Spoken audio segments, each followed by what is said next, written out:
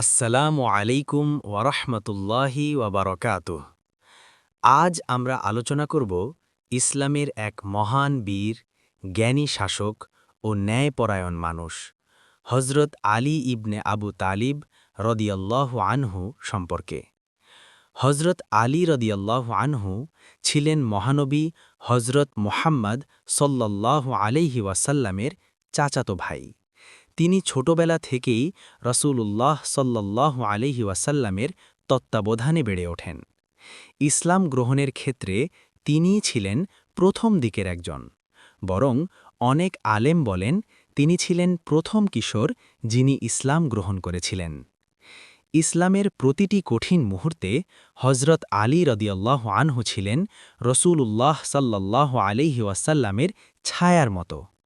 হিজরতের রাতে যখন কাফেররা রসূলুল্লাহ সাল্লাল্লাহু আলাইহি ওয়াসাল্লামকে হত্যা করার ষড়যন্ত্র করেছিল, তখন হজরত আলী রদিয়াল্লাহু আনহু নিজের জীবন বাজি রেখে নবীর বিছানায় শুয়ে পড়েছিলেন।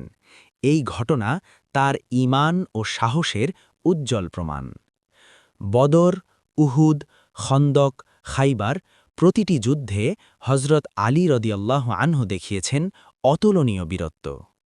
খাইবার যুদ্ধে রসূলুল্লাহ সাল্লাল্লাহু আলাইহি ওয়াসাল্লাম বলেছিলেন, আমি আগামীকাল এমন একজনকে পতাকা দেব যাকে আল্লাহ ও তার রসূল ভালোবাসেন।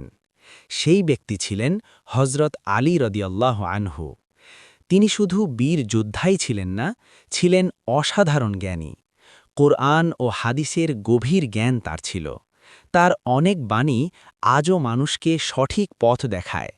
তিনি বলতেন, অজ্ঞতা মানুষের সবচেয়ে বড় শত্রু। হজরত আলী রদিয়াল্লাহু আনহু ছিলেন ইসলামের চতুর্থ খলিফা।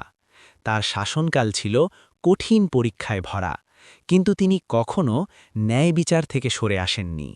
তিনি নিজের জন্য কিছু জমা রাখতেন না, সাধারণ মানুষের মতো জীবনযাপন করতেন।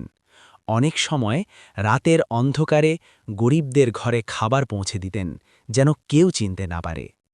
তিনি আমাদের শিখিয়েছেন সাহস কি, ইনসাফ কি এবং আল্লাহ উপর ভরসা কাকে বলে। হজরত আলী রাদিয়াল্লাহু আনহু শহীদ হন, কিন্তু তার আদর্শ আজও জীবিত। তার জীবন আমাদের জন্য এক উজ্জ্বল দৃষ্টান্ত। সত্যের পথে অবিচল থাকার, জুলুমের সামনে মাথা না নত করার এবং আল্লাহর সন্তুষ্টিকে জীবনের একমাত্র লক্ষ্য বানানোর। আল্লাহ তাআলা আমাদের সবাইকে হজরত আলী রাদিয়াল্লাহু আনহুর আদর্শ অনুসরণ করার তৌফিক দান করুন। আমিন।